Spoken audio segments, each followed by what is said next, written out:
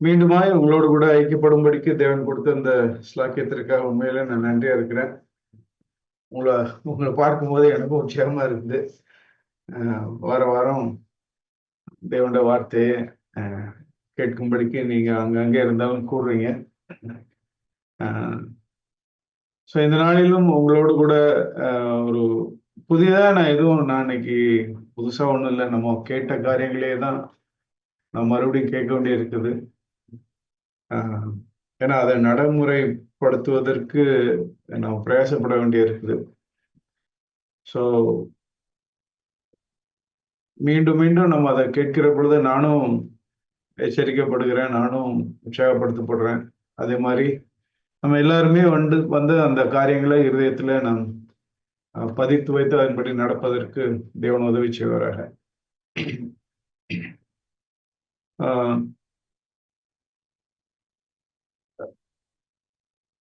Genesis ஆதியாகமும் 21ஆம் அதிகாரத்துல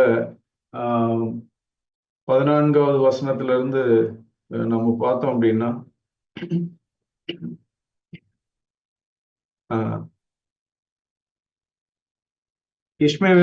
இஸ்மவேல் வந்து ஈசாக்க வந்து ஒரு இல்ட்ரீட் பண்றான் சிறு வயதுல.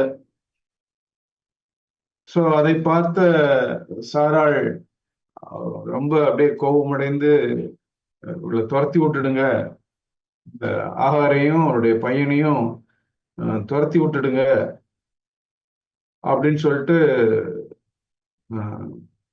ஆபிரகாம்கிட்ட சொல்றாரு. ஆபிரகாமுக்கு அது துக்கமா இருந்தது. காலையிலே 14 வசனத்துல வாசிக்கிறோம், காலையிலே எழுந்து அப்பத்தையும் ஒரு துருத்தி தண்ணீரையும் அவங்களுக்கு கொடுத்து ஆகார் தோல்ல போட்டு பிள்ளைய ஒப்பு கொடுத்து அவளை அனுப்பிச்சிட்டார்.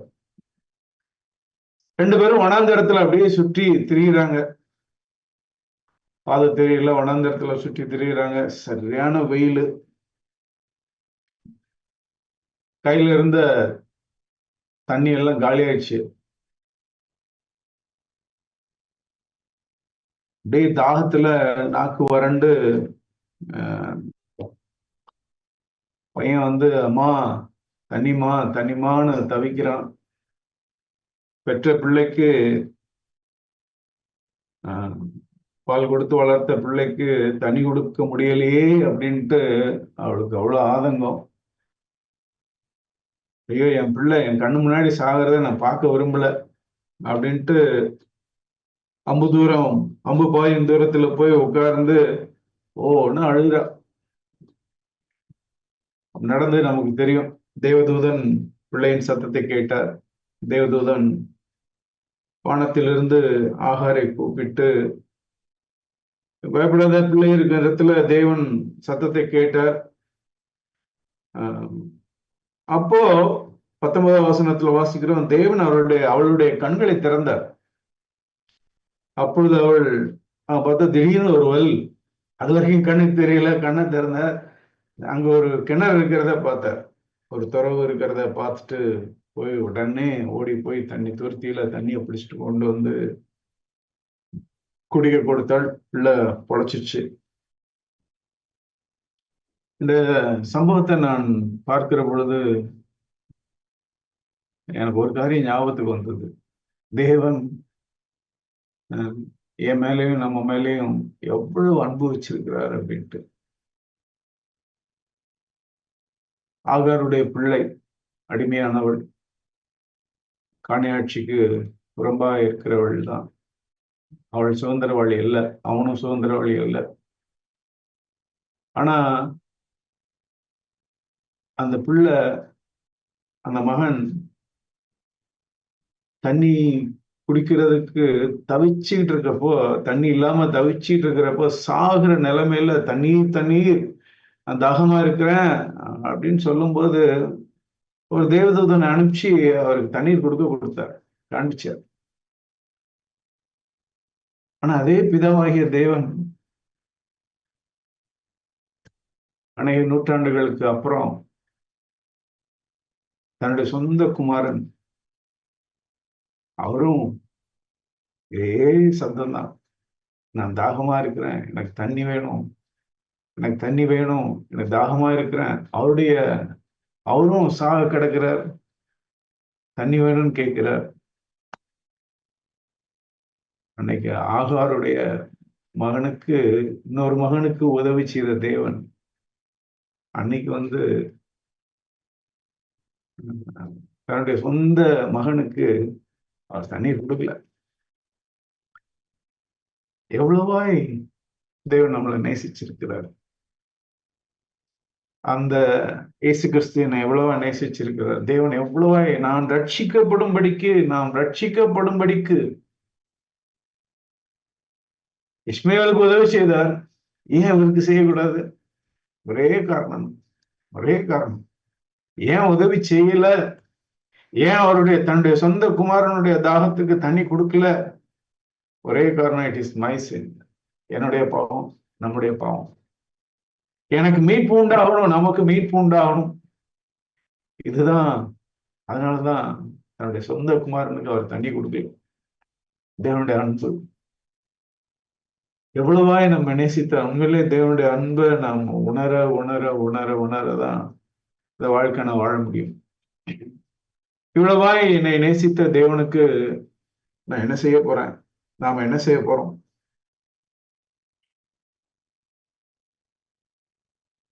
அந்த தேவனுடைய அன்பை நாம் உணர்ந்து அந்த வாழ்க்கையை தேவனுக்கு என்று நான் அர்ப்பணிப்போம். நான் எப்படி அர்ப்பணிக்கிறது? தேவன் என்னிடத்துல என்ன எதிர்பார்க்கிறார்? இயேசு கிறிஸ்து மலை பிரசங்கத்துல ஒரு வார்த்தையை சொன்னார். மத்தேயு 7:13-14 என்னை நேசித்த தேவனுக்கு நான் என்ன செய்யணும்? அவர் என்னிடத்துல என்ன எதிர்பார்க்கிறார்? தன்னுடைய வாயாலேயே இயேசு கிறிஸ்து சொன்னார், இடுக்கமான வாசல் வழியாய் உட்பிரவேசியுங்கள். கேட்டுக்கு போகிற வாசல் விரிவும் வழி விசாலவுமாய் இருக்கிறது, அதன் வழியாய் பிரவேசிக்கிறவர்கள் அநேகர். ஆனா ஜீவனுக்கு போகிற வாசல் இடுக்கமும் வழி நெருக்கவுமாய் இருக்கிறது, அதை கண்டுபிடிக்கிறவர்கள் சிலர்.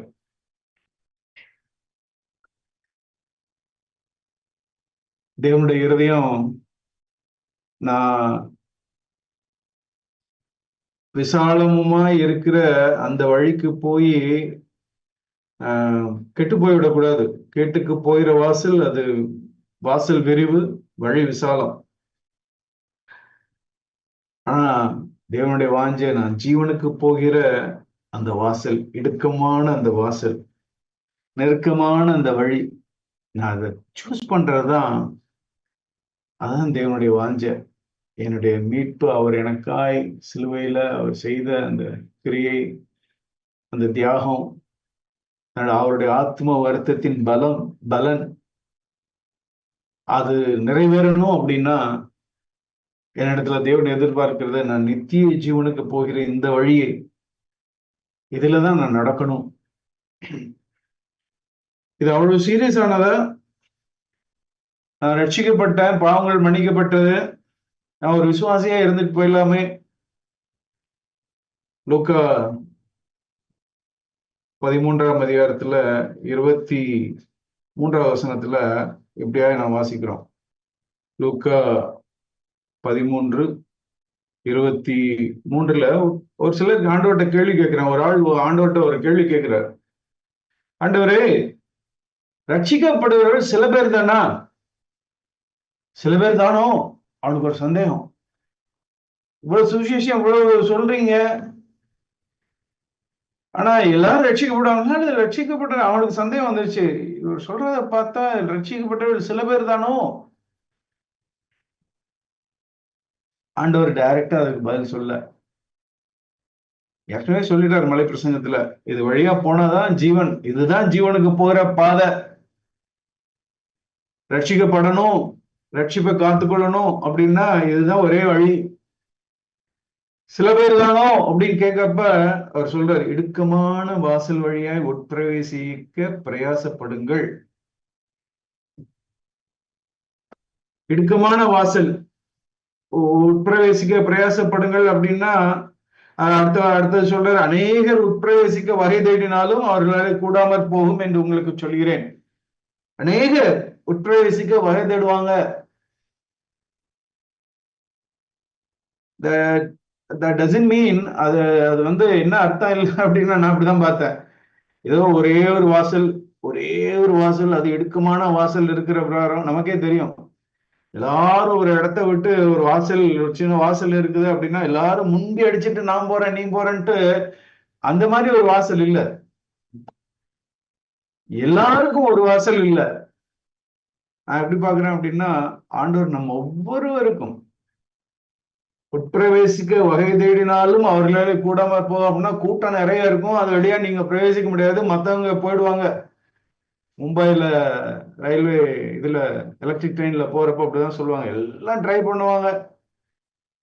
கூட்ட நெருக்கத்துல சில வேளையில இறங்க முடியாது, ஏற முடியாது. அந்த மாதிரி இல்ல, ஒவ்வொருவருக்கும் தேவன் ஒரு இடுக்கமான வாசல் வச்சிருக்கிறார். எப்படி ஆண்டவர் சொன்ன, அவனவன் தன் தன் சிலுவையை எடுத்து, எல்லாருக்கும் ஆண்டவர் ஒரு சிலுவையை கொடுத்திருக்காரு. எல்லாருக்கும் ஒரு நெருக்கமான வழி இருக்குது. ஆனாலும் ஆண்டவர் சொல்றாரு, நீங்க பிரயாசப்படுங்க. ஏன் அது கூடாம போகுது? ஆண்டவர் சொல்லு, வகை தேடினாலும் உட்பிரவேசிக்க வகை தேடினாலும் கூடாமற் போகும். எது வந்து நிறுத்துது? What is it that is stopping? அந்த இடுக்கமான வாசல். That is a way of discipleship. சீஷத்துவ வாழ்க்கை பாதை. ஆனா அதுக்கு தடை என்ன? என்ன தடைங்கிறத நான் பின்னாடி ஒண்ணுன்னா நான் சொல்றேன். அதுக்கு முன்னாடி இன்னொரு வார்த்தை நான் உங்களுக்கு காண்பிக்க விரும்புகிறேன். மார்க்கு 12ஆம் அதிகாரம். இன்னொருத்த வந்து கேள்வி கேட்டாரு. 13ல ஒரு ஆள் கேள்வி கேட்கிறாரு. மார்க் 12ல ஒரு ஒரு வேதபாரகர்கள் ஒருவர், ஸ்கிரைப் வந்து ஆண்டவர்கிட்ட கேட்கிறார். 28வது வசனத்துல, கற்பனைகளில் எல்லாம் பிரதான கற்பனை என்ன? What is the greatest commandment? ஆண்டவர் சொல்றார், பிரதான கட்டளை, இஸ்ரவேலை கீழ் நம்முடைய தேவனாகிய கர்த்தர் ஒருவரே கர்த்தர். உன் தேவனாகிய கர்த்தரிடத்தில் உன் முழு இருதயத்தோடும், உன் முழு ஆத்மாவோடும், உன் முழு மனதோடும், உன் முழு பலத்தோடும் அன்பு கூறுவாயாக என்பதே பிரதான கற்பனை. சிம்பிளா சொல்லிட்டார், loving the lord with all my heart. தேவன் என் மேல் செலுத்தின அந்த அன்புக்கு நான் என்ன செய்ய போறேன்? நான் என்ன செய்யணும்? கற்பனைகளில் பிரதான கற்பனை, the greatest commandment. நான் செய்ய வேண்டியது, அந்த அன்புக்கு நான் பிரதியுத்தரம் செய்யணும் அப்படின்னா அது ஒன்னே ஒண்ணுதான். I should love the Lord with all my heart, with all my soul, with all my mind, with all my strength. இதுதான். அநேகர் வந்து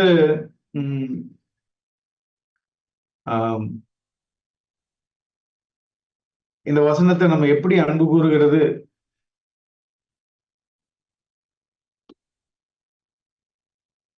என்னுடைய முழு ஆத்மா, முழு ஆவி, ஆத்மா, பலம்.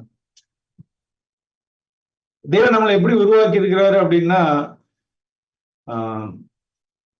நம்ம ஆவி, ஆத்மா, சரீரம். ஒரு நம்மளே ஒரு திருத்துவம் போலதான். நமக்குள்ள ஆவி இருக்குது, ஆத்மா இருக்குது, சரீரம், வெளியரங்கமாய் நான் பார்க்கிற அந்த சரீரம். இது மூணையினாலும் நான் தேவனை நான் அன்பு செலுத்தணும். ஹார்ட் அப்படிங்கிறது வந்து என்னோட ஸ்பிரிட்.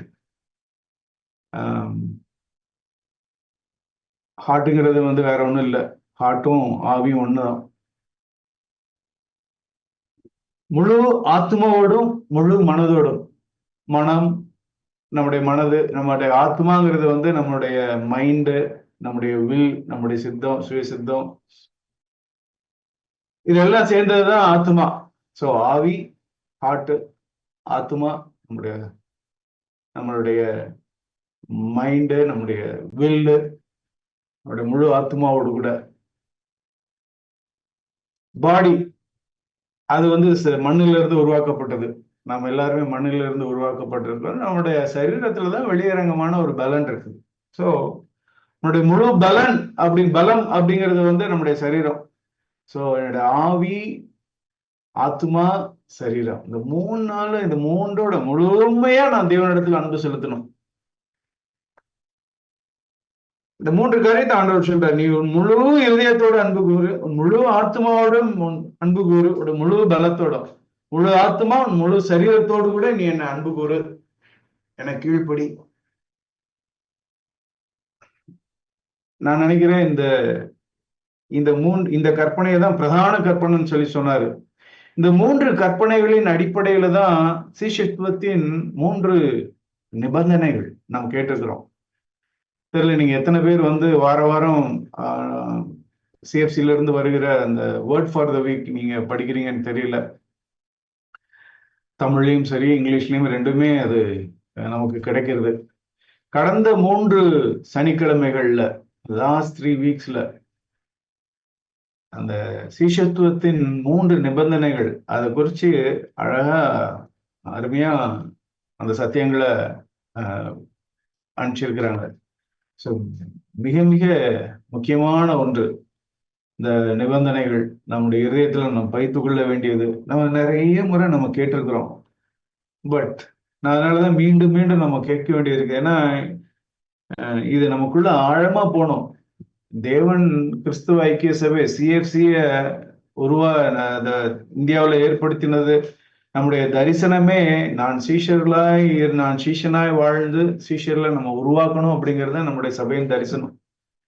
ஸோ அதனாலதான் முழு ஆத்மாவோடும், முழு பலத்தோடும், முழு முழு முழு முழு ஆவியோடும், முழு இருதயத்தோடும், முழு ஆத்மாவோடும், முழு பலத்தோடும் அன்பு கூறணும் அப்படிங்கிறது அந்த 3 சிஷ்யத்துவ நிபந்தனைகளுக்கு ஏற்புடையதா இருக்குங்கிறத நான் பார்த்தேன்.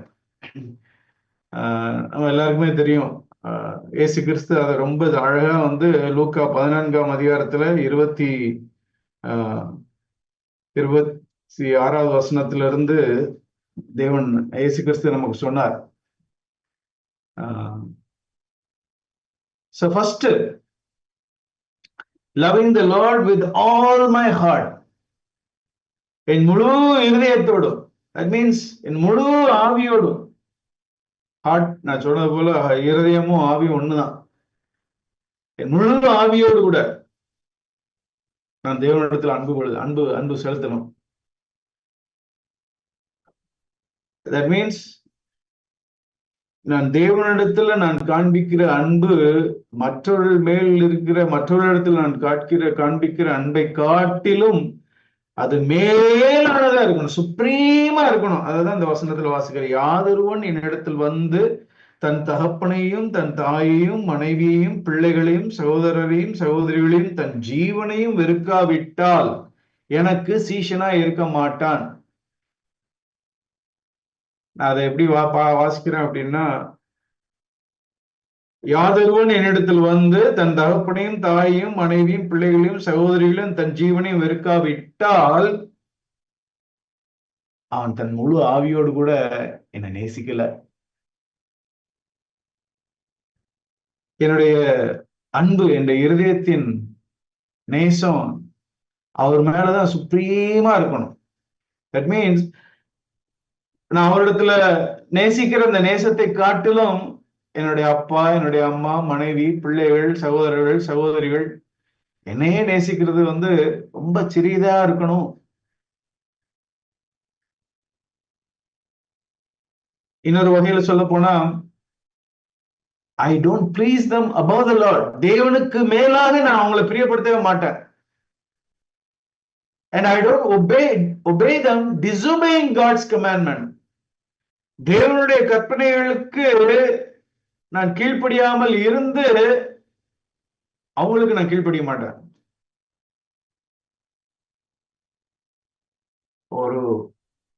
ஒரு ஒன்லைனர் நான் வாசிச்சிருக்கிறேன். It is better to offend man than to offend God. ஒரு சேயிங் இந்த மாதிரி சொல்ல நான் கேட்டிருக்கிறேன். It is better to offend man than to offend God.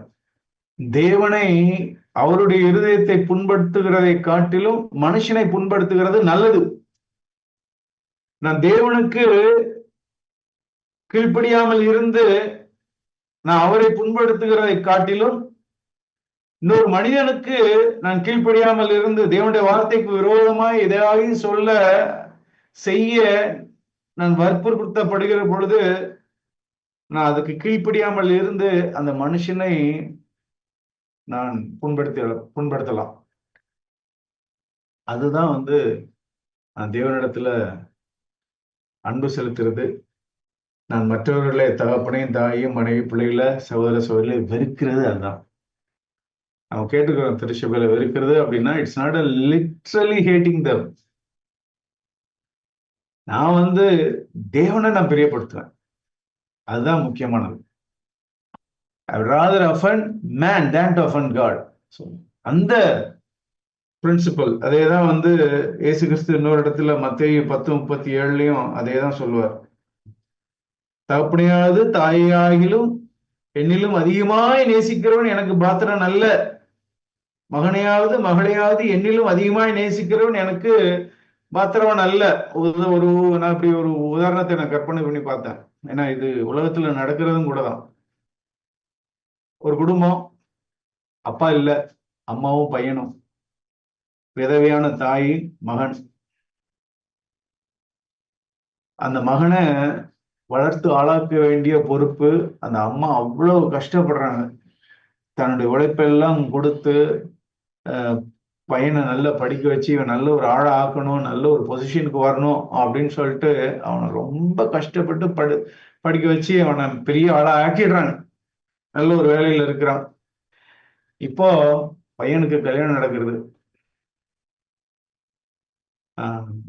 மனைவிய ரொம்ப நேசிக்கிறார், அதிகமா நேசிக்கிறார். நம்ம யாராவது இங்க இருக்கிற தாய்மார்கள் அது வழியா கடந்து சென்றா நமக்கு தெரியும்.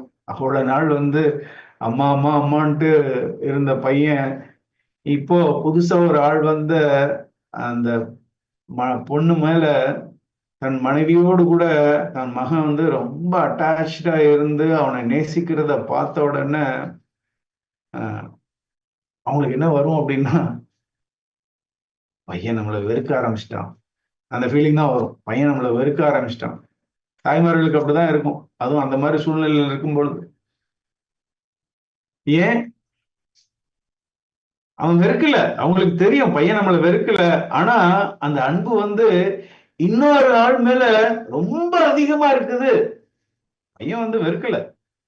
He loves his mother also, but his love for his wife is more. அதே மாதிரிதான் ஆண்டவர் மேல எனக்கு இருக்கிற நேசம் அதிகமா இருக்கும். Is more than love for others. அப்படி இல்லாம நான் அவர்களை நேசிப்பேன் என்றால் தேவனை காட்டிலும் நான் என்னுடைய உறவினர்களை, ஆண்டவர் இங்க சொன்ன இந்த உறவினர்களை நான் நேசிப்பேன் என்றால் அதுதான் அந்த இடுக்கமான வாசலுக்கு உட்பிரவேசிக்க முடியாம தடுக்கிற ஒரு காரியம். ஆண்டவர் சொன்னார்ல, அநேக உட்பிரவேசிக்க பிரயாசப்படுவாங்க, ஆனாலும் கூடாது. ஏன்? அந்த இடுக்கமான வாசல் முன்னாடி யார் நின்றுட்டு இருக்கிறா அப்படின்னா, தகப்பன், தாய், மனைவி, பிள்ளைங்க, சகோதரர்கள், சகோதரிகள், தன்னுடைய சுயம் எல்லாம் அங்க நின்றுட்டு இருக்குது. அந்த வாசல்ல மறிச்சுக்கிட்டு நிக்குது. நேசத்தை அப்படியே திசை பாக்குறது வேணாம். ஆண்டவர் அதான் சொன்னார், நீ அதை வெறுத்து இந்த இடுக்கமான வாசல் வழியா பிரவேசிச்சே அப்படின்னா உனக்கு நித்திய ஜீவன் உண்டு. அதுதான் முழு ஆவியோடு முழு இருதயத்தோடும் என்னிடத்தில் அன்பு கூறுகிற அப்படின்னா இதுதான். இப்படி முழு இருதயத்தோட உன்னுடைய ஆவியோடு கூட முழு ஆவியோடு கூட நீ என்னை நேசிச்ச அப்படின்னா நீ இந்த இடுக்கமான வாசல் வழியா பிரவேசிச்சிடலாம். அல்லது இவங்க எல்லாம் தடையா நிற்க முடியும். உட்பிரவேசிக்க பிரயாசப்படுவாங்க, தகப்பனுடைய அன்பு ஈர்க்கும், தாயினுடைய அன்பு ஈர்க்கும். அவங்களுடைய கண்ணீர் தேவனுடைய சித்தத்துக்கு விரோதமாய் அவங்க சொல்லுகிறதுனால அவங்க அதை செய்யணும்ட்டு நம்மளை அப்படியே டிஸ்ட்ராக்ட் பண்றதுல அவங்களுடைய கண்ணீர், அவங்களுடைய எமோஷன்ஸ் இதெல்லாம் நம்மளை அப்படியே தடுத்து அநேகர் பிரவேசிக்க அவங்க பிரயாசப்பட்டாலும் அவங்கள கூடாமற் போகும். இதுதான் ஒரே காரணம். சிஷ்யத்துவ வாழ்க்கை முழு ஆவியோடும் முழு இருதயத்தோடும் அன்பு கூறுகிறது அப்படின்னா இதுதான். அப்பதான் நான் உள்ள போக முடியும் இந்த எடுக்குமான வாசல்ல. ரெண்டாவது இந்த பிரதான கற்பனையில ஆண்டவர் சொன்னது, loving the lord with all my soul and mind. என்னுடைய முழு ஆத்மாவோடு கூட. Mind is also part of our mind, நம்முடைய வில்லு, இது எல்லாமே ஆத்மாவனுடைய ஒரு பங்கு தான். எல்லாம் சேர்ந்ததுதான் ஆத்மா. நம்ம எல்லாருக்கும் சுயசித்தம் இருக்குது.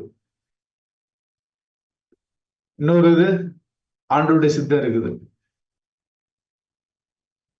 நம்ம எடுக்கிற ஒவ்வொரு முடிவுகள்லையும் நமக்கு தெரியும் இந்த ரெண்டு சித்தமும் கிளாஷ் ஆறத நம்ம பார்க்கிறோம். நான் ஒண்ணு செய்யணும்னு நினைக்கிறேன், யாராவது என்ன லேசா அப்படி உசுப்பி விடுறாங்க, அப்படியே ரத்தம் கொதிக்குது, என் வாயில இருந்து ஒரு வார்த்தை, இதை நீ என் மனசு சொல்லுது, இதை சொல்லிடு, இந்த வார்த்தையை டக்குன்னு சொல்லிடு, அப்பதான் உன் மரியாதை காக்கப்படும், அப்பதான் நீ யாருங்கிறத நீ ப்ரூவ் பண்ண முடியும். என்னுடைய சித்தம் அப்படியே துடிச்சுக்கிட்டு நிக்குது, ஆனா தேவனுடைய சித்தம் நோ அப்படிங்குது. ஆண்டவர் நம்ம கற்றுக் கொடுத்தாரு ஜெபிக்கணும் அப்படின்ட்டு. எப்படி ஜெபிக்கிறது, என்ன பேட்டர்ன்ல நம்ம ஜெபிக்கணும், என்ன ஆவியோடு கூட நான் ஜெபிக்கணும். பிதாவே பரலோகத்துல உங்களுடைய சித்தம் செய்யப்படுகிறது போல பூமியிலையும் செய்யப்படுவதாக. இந்த ஜெபம் பூமியில இருக்கிற மற்றவங்களுடைய வாழ்க்கையில இல்ல, அவங்க வாழ்க்கையிலும் செய்யப்படணும், பட் பிரதானமாக என்னுடைய வாழ்க்கையில செய்யப்படணும். அதுதான் ஆண்டவர் கற்றுக் கொடுக்கிறாரு. பரலோகத்திலும் உங்களுடைய சித்தம் எப்படி செய்யப்படுகிறதோ அதே போல பூமியிலும் செய்யப்படணும். அதுக்கு தடையா இருக்கிறது அடுத்தவங்களுடைய வில்லு இல்லை, என்னுடைய வில்லு தான், என்னுடைய சித்தம் தான், என்னுடைய மைண்ட். இதை செய்யி, என்னுடைய சித்தம் சொல்றது இதை செய்யி. ஆனா அங்கதான் குறுக்க வருது தேவனுடைய சித்தம், அதான் சிலுவை.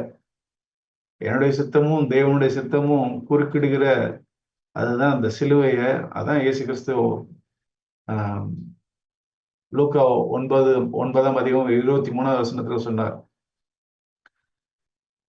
ஒருவன் என்னை பின்பற்றி வர விரும்பினால் தன்னைத்தானே வெறுத்து தன் சிலுவை எடுத்து என்னை பின்பற்றி வரக்கூடாது. இந்த கிராஸ், தன் சிலுவை, இந்த சிலுவை எடுத்து என்னை பின்பற்றி வரக்கூடவன். நான் தேவனுடைய சித்தத்துக்கு விரோதமா நான் என்ன செய்யணும்னு நினைக்கிறேனோ அதை செய்யறது இல்லை. இது என்னுடைய வாழ்க்கையில நடக்கல. அனுதினமும் இந்த சிலுவை எடுக்கணும் அப்படின்னு ஆண்டவர், இது என்னுடைய வாழ்க்கையில நடக்கல அப்படின்னா நான் முழு ஆத்மாவோடு கூட நான் தேவனை நான் நேசிக்கல. முழு ஆத்மாவோடும் முழு பலத்தோடும் அந்த பிரதான கற்பனை நேசிக்கணுங்கிற அந்த பிரதான கற்பனைய நான் கீழ்ப்படியல. அந்த இடுக்கமான வாசல் வழியா உட்பிரவேசிப்பதற்கு என்ன தடங்களா இருக்குது, பிரயாசப்படுவாங்க, ஆனாலும் அவங்களால கூடாது. அப்படின்னா ஆத்மா ஜீவன், நான் என்னுடைய ஈகோவை நான் பாதுகாக்கணும். 9ஆம் அதிகாரத்துல அதனால 2வது கண்டிஷன் 14:27 சொன்னது போல, தன் சிலுவையை சுமந்து கொண்டு என் பின் செல்லாதவன் எனக்கு சிஷ்யனா இருக்க மாட்டான். என்னுடைய ஆத்மா அதை குறிக்கிறது. லூக்கா 9ஆம் அதிகாரத்துல லூக்கா 9:23, தன்னைத்தான் வெறுத்து தன் சிலுவை அனுதினம் எடுத்துக்கொண்டு என்னை பின்பற்று கடவன். 24வது வசனத்துல நான் வாசிக்கிறோம், தன் ஜீவனை ரட்சிக்க விரும்புகிறவன். நீ இங்கிலீஷ்ல மார்ஜின்ல பாத்தீங்கன்னா சோல் லைஃப் இருக்கும். தன்னுடைய ஆத்ம ஜீவனை ரட்சிக்க விரும்புகிற அந்த சிலுவையை எடுக்காம சிலுவையை தூர போட்டுட்டு, இந்த சிலுவை எனக்கு வேணாம், நான் என்னை பாதுகாக்கணும், என்னுடைய ஆத்ம ஜீவனை நான் காக்கணும், நான் அதை ரட்சிக்கணும், அப்படின்னு நான் விரும்பினேன் அப்படின்னா ஆண்டவர் சொல்ற அதை இழந்து போவான். எதை இழந்து போவான்? முழு ஆத்மாவோடு கூட தேவனை அன்பு கூறுறதை இழந்து போவான். எதை இழந்து போவான்? அந்த இடுக்கமான வாசல் வழியாய் உட்பிரவேசிக்கிற அந்த பாக்கியத்தை இழந்து போயிடுவான். அதான் ஆண்டவர் சொன்னார், அநேகர் உட்பிரவேசிக்க பிரயாசப்படுவாங்க, ஆனாலும் கூடாமல் போகும். ஏன்? ஒன்னே ஒன்று, தன்னுடைய ஆத்தும ஜீவனை ரட்சிக்க விரும்புகிறவர்கள். பிரதான கற்பனைய அவங்க கீழ்ப்படியில, அந்த இடுக்கமான வாசல் வழியா அவங்க பிரவேசிக்கல. அப்படி பண்ணினாதான் சீஷன் அப்படின்னாரு. என் நிமித்தமாக தன் ஜீவனை இழந்து போகிறவன், என் சித்தம் குறுக்கிடுகிறது, என்னுடைய சித்தத்தின் நிமித்தம், என் நிமித்தம். ஓகே, நான் சிலுவையில எடுத்து நான் ஆண்டவரை பின்பற்றி அந்த அவர் மரித்தது போல நான் சிலுவையில நான் மறிச்சு விடுகிறேன். என்னுடைய சுய சித்தத்திற்கு நான் மறித்து விடுகிறேன். நான் செய்ய நினைத்ததற்கு நான் மறித்து விடுகிறேன். ஒவ்வொரு சோதனையிலும் தேவன் நமக்கு ஒவ்வொரு நாளும் அநேக இந்த மாதிரி சான்சஸ் நமக்கு கொடுத்துட்டே இருக்கிறார். என்னுடைய ஆவினால, என்னுடைய முழு இருதயத்தோடு கூட அவரை அன்பு செலுத்துவதற்கு, என்னுடைய முழு ஆத்மாவோடு கூட நான் அவரிடத்துல அன்பு செலுத்தும்படிக்கு ஒவ்வொரு நாளும் தேவன் எனக்கு சான்ஸ் கொடுத்துட்டே இருக்கிறார். ஆனா நான் செய்ய வேண்டியது, நான் அந்த சிலுவை எடுக்கணும், நான் இழக்கணும். என் ஆத்ம ஜீவனை நான் இழக்கணும். நான் செய்ய நினைக்கிறத நான் விடணும். அப்பதான் அந்த இடுக்கமான வாசல் வழியா நான் பிரவேசிக்க முடியும். அதுதான் என்னுடைய முழு ஆத்மாவோடு கூட, என் முழு மனதோடு கூட நான் தேவனிடத்தில் அன்பு செலுத்துகிறது. மூன்றாவது காரியம் நம்ம எல்லாருக்குமே தெரியும். மூன்றாவது காரியம், அந்த பிரதான கற்பனைகளை எங்க முழு பலத்தோடு கூட அன்பு செலுத்துறது. முழு பலத்தோடு கூட அப்படின்னா, நான் சொன்னேன், நம்முடைய பலன் நம்ம எல்லாருமே மாம்சத்துல இருக்கிறோம். மாம்சத்துல இருந்து, பூமியில இருந்து தான் நம்ம உருவாக்கப்பட்டு இருக்கிறோம். பூமியிலிருந்து எடுக்கப்பட்டதுனால நமக்கு அந்த மாம்சம் எது மேல பற்றுதலா இருக்குது அப்படின்னா, பூமிக்குரிய காரியங்கள்ல தான் இந்த மாம்சம் பற்றுதலா இருக்குது. நம்ம எல்லாருக்குமே தெரியும், நம்ம எல்லாருமே சோதிக்கப்படுகிறோம். பூமிக்குரிய காரியங்கள்ல நம்ம எவ்வளவா ஈர்க்கப்படுகிறோம். பணம், பொருள், பூமிக்குரிய அத்தனை காரியங்கள்ல பேரு, புகழ், புகழ்ச்சி, மகிமை எல்லாம் நம்ம அப்படியே இச்சிக்கிறோம். என்னுடைய முழு பலத்தோடும் நான் அன்பு கூறணும். இயேசு கிறிஸ்து அந்த மூன்றாவது அந்த பிரதான கற்பனைகள்ல மூணாவது part, loving the Lord with all my strength. அதுவும் மூன்றாவது கற்பனையா, சிசுத்துவ நிபந்தனையில மூன்றாவது நிபந்தனை என்ன? என்னுடைய மாம்சம் ஒட்டிக்கிட்டு இருக்கிற, புடிச்சுக்கிட்டு இருக்கிற இந்த பூமிக்குரிய காரியங்கள், ஆண்டவர் சொன்னார், அப்படியே உங்களில் எவனாகிலும் தனக்கு உண்டானவைகளை எல்லாம் வெறுத்து விடாவிட்டால், என்னுடைய முழு பலத்தோடு நான் அன்பு கூறுகிறதுனா என்ன? இதுதான். இந்த மாம்சத்துல, இந்த சரீரத்துல நான் முழு பலம், முழு சரீரத்தோடு கூட நான் தேவனை நான் ஆராதிக்கிறதுனா என்ன? அவரை அன்பு செலுத்துறதுனா என்ன அப்படின்னா, நம்ம ஏற்கனவே கேட்டிருக்கிறோம், நம்ம சரீரத்தை ஜீவபலியா அனுதினம் ஒப்பு கொடுக்கணும். இந்த மூன்றாவது நிபந்தனையின்படி என் மாம்சம் எதெல்லாம் பொசஸ் பண்ணிட்டு இருக்குதோ, எதெல்லாம் அப்படி பிடிச்சிக்கிட்டு இருக்குதோ, அதெல்லாம் விட்டு விடுறது. ஆங்கிலத்துலதான் அந்த வேர்டு பொசஷன்ஸ் அப்படின்னு இருக்கும். Give up all my possessions. எதை நான் பிடிச்சிக்கிட்டு இருக்கிறேனோ. பழைய ஏற்பாட்டுல நம்ம கேட்டிருப்போம், அந்த இதை சகோதரன் விக்டர் அவங்க சொன்னது மனசுல அப்படியே ஆழமா பதிஞ்சிருக்குது. பழைய ஏற்பாட்டுல அடுத்தவங்கள பொருளை நம்ம இச்சிக்க கூடாதுன்னு தான் நம்ம கேட்டிருக்கிறோம். ஆனா புது உடன்படிக்கையில நான் எனக்கு என் கையில தேவன் நான் அனுபவிக்கும்படி கொடுத்திருக்கிற என்னுடைய வீடு, என்னுடைய காரு, என்னுடைய பொருட்கள் எதையுமே நான் பிடிச்சிட்டு இருக்க கூடாது. நான் எல்லாத்தையும் விட்டு விடுறதுக்கு, அதையும் நான் இச்சிக்க கூடாது. விட்டு விடுறதுக்கு நான் ரெடியா இருக்கணும். நமக்கு நிறைய இருக்கலாம். We may have much, earthly things, we may have much money, நம்ம இடத்துல பணம் நிறைய இருக்கலாம், பொருட்கள் நிறைய இருக்கலாம், பட் நான் ஒன்றும் பிடிச்சு வச்சிட்டு இருக்கிறது இல்லை. என் கையில இருக்கு, எல்லாம் என் கையில இருக்கு, ஆனா நான் இப்படி வச்சுக்கிட்டு இருக்கல, நான் இப்படி வச்சுக்கிட்டு இருக்கிறேன். என்னுடைய குடும்ப சொத்துக்காக நான் சண்டை போடுகிறவனா நம்ம இருந்தேன் அப்படின்னா, நான் என் முழு ஆத்மாவோடு கூட நான் தேவனிடத்துல, என் முழு பலத்தோடு கூட நான் தேவனிடத்துல நான் அன்பு கூறல. எனக்கு உண்டானவையில நான் விட்டு விடல அப்படின்னா, என் முழு பலத்தோடு கூட நான் தேவனிடத்துல அன்பு செலுத்தல. நான் சீஷனா இருக்க முடியாது. அவருடைய சீஷனாய். அப்படி நான் முழு பலத்தோடு கூட அன்பு செலுத்தல அப்படின்னா, இந்த பொருட்கள் எல்லாம் நான் அந்த இடுக்கமான வாசல் வழியா பிரவேசிக்காதபடிக்கு தடையா நிற்கும்.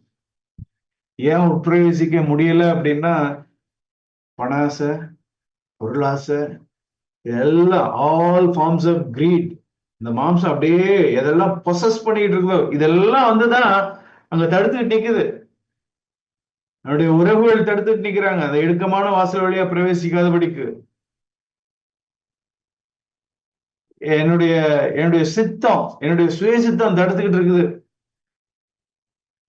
நான் கையில வச்சிட்டு இருக்கிற, பிடித்து கொண்டு இருக்கிற, பொசஸ் பண்ணிட்டு இருக்கிற இந்த உலகத்துக்குரிய காரியங்கள். ஆக்சுவலா முழு பலம் அப்படிங்கிறது ஒரு பொருளை பிடிச்சுக்கிட்டு இருக்கிறதுக்கு ஸ்ட்ரென்த் வேணும் தான், இல்லைன்னு சொல்லல. அடுத்தவங்க நம்மள இடத்துல இருந்து பறிச்சிடக்கூடாது அப்படின்ட்டு. ஆனா எதுக்கு இன்னும் அதிகமான பலன் வேணும் அப்படின்னா, கிரேட்டர் ஸ்ட்ரென்த் எதுக்கு வேணும் அப்படின்னா, பிடிச்சிக்காம விட்டு விடுறதுக்கு தான் எனக்கு அதிகமான பலன் தேவைப்படுறது. எல்லாரும் பிடிச்சுக்குவாங்க, உலகத்து மனுஷர்கள் எல்லாரும் பிடிச்சுக்குவாங்க. ஆனா பிடிக்காம இருக்கிறதுக்கு தான் எனக்கு அதிகமான பலன் வேணும். அதனாலதான் ஆண்டவர் சொல்ற, முழு பலத்தோடும் நீ அதை பிடிச்சிக்காத, என்னிடத்துல அன்பு கூறு. நீ அதை பிடிச்சுக்கிட்டு இருந்த அப்படின்னா நீ எனக்கு சீஷனா இருக்க மாட்ட, நீ இடத்துல அன்பு செலுத்த மாட்ட. நீ விட்டுடு, கையை விரிச்சிடு, இந்த முழு பலத்தோடு நீ இடத்துல அன்பு கூறு. உலக பொருட்கள் அந்த இடுக்கமான வாசல் வழியாய் பிரவேசிக்காதபடிக்கு நம்மளை தடுக்குது. சமீபத்துல ஒரு வாலிபனிடத்துல பேசிட்டு இருந்தேன். ஒரு கம்பெனியில கிட்டத்தட்ட சேர்ந்து 3 வருஷம் ஆகிப்போச்சு. அவருடைய எண்ணம், 3 வருஷம் ஆகிப்போச்சு. இந்த கம்பெனி நல்ல கம்பெனி தான், நல்ல பெரிய ஐடி கம்பெனி தான். 3 வருஷம் இருந்துட்டேன், எனக்கு இவ்வளவுதான் இன்க்ரிமெண்ட் வந்திருக்குது. அவருடைய ஒரு தேவை இது இவ்வளவுதான் வந்திருக்குது. என் கூட இருக்கிறவங்க எல்லாம் 2 வருஷத்துல போய் வேற கம்பெனிக்கு ஜம்ப் ஆகி இன்னைக்கு என்ன காட்டிலும் அதிகமான சேலரி வாங்கிட்டு இருக்கிறாங்க. அவருடைய இன்னொரு தேவை என்ன அப்படின்னா, இன்னும் பரிசுத்தாவினால நிறையப்படலை. தோல்வியடைந்த ஒரு வாழ்க்கை, பரிசுத்தாவினால பரிசுத்தாவினுடைய அபிஷேகம் பெற்றுக்கொள்ளல. இது இன்னொரு தேவை. ஆனா இப்போ அவர் நேர்மையா சொன்னார். கேட்கிறப்போ, உங்களுக்கு இது பிரதானமா இருக்குதா?